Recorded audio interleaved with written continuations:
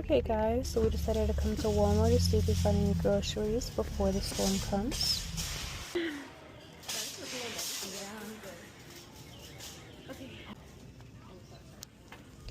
As you can see, it's very hectic.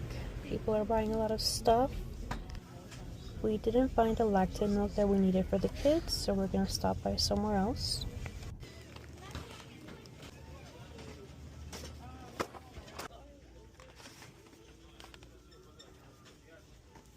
And then we'll go that way.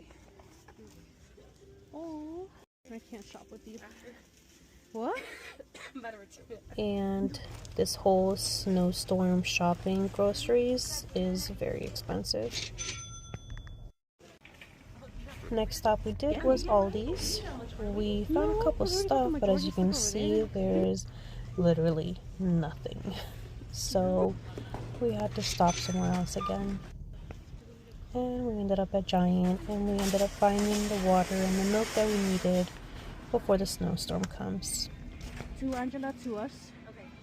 Should be enough for you. It should be. We also had to fill up the tanks in the cars just in case. This is 2 cars that we filled up.